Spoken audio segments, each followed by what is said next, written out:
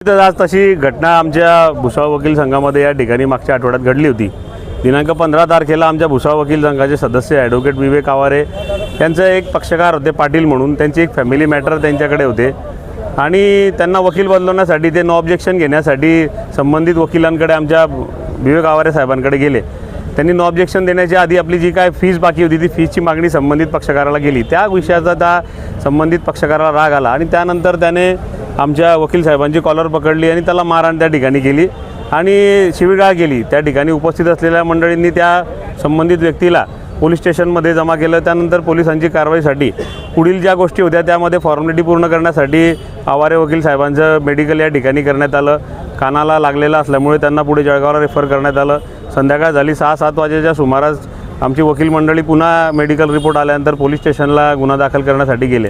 त्या ठिकाणी बराच वेळ संबंधित पोलीस अधिकाऱ्यांकडून लावला गेला आणि गुन्हा प्रॉपर वेळ दाखल केला नाही। शेवटी 10 वाजेच्या सुमारास या ठिकाणी संबंधित जो आरोपी होता त्याच्यावर गुन्हा दाखल करण्यात आला। हा एक झाला पहिला भाग। दुसरा भाग दिनांक 19ला आम्ही ज्यावेळेस सकाळी पेपर उघडला आणि पेपरातल्या बातम्या वाचल्या त्याच आमच्या या वकील बांधवावर संबंधित व्यक्तीला फिर्यादी करून आमच्या वकिलांवर गुन्हा दाखल करण्यात आला। त्या ठिकाणी तो गुन्हा एनसी स्वरूपाचा जरी असला तर वस्तुस्थिती जर आज पाहिली जर आपण सुरुवात केली की आज जे वकील सामान्य नागरिकांना न्याय देण्यासाठी या ठिकाणी कोर्टात प्रयत्न करत असतात त्यांच्यावरच ही वेळ का? त्याच कोर्टामध्ये तो व्यक्ती जी वकिली करते, जे आपला पक्षकारांना न्याय देण्याचं काम करते, त्याच वकिलाविरुद्ध त्याच न्यायालयात घटना घडली म्हणून त्याच वकिलाच्या विरुद्ध गुन्हा दाखल करण्यात आला। ही अतिशय निषेधार्ह अशी बाब आहे।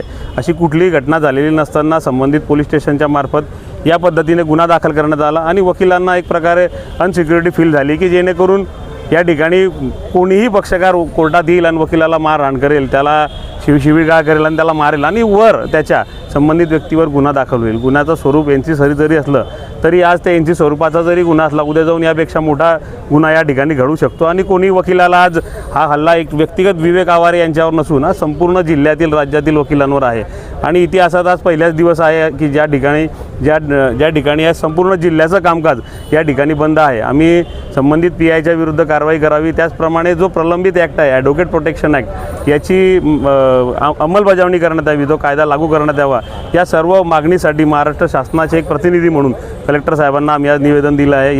या ठिकाणी आमच्यासोबत आज रावेर बार असो, मुक्ताईनगर बार असो, यावल बार असो, जळगाव बारचे पदाधिकारी असो, असे संपूर्ण जिल्ह्यातील पदाधिकारी या ठिकाणी आहे आणि यानंतरसुद्धा आज या ठिकाणी हे थांबणार नाही आहे। यानंतरसुद्धा वकिलांना जर न्याय मिळाला नाही तर यानंतरसुद्धा वकील मंडळी याच पद्धतीने रस्त्यावर येतील आणि ॲडव्होकेट प्रोटेक्शन ॲक्ट लागू करावा यासाठी मागणी करतील।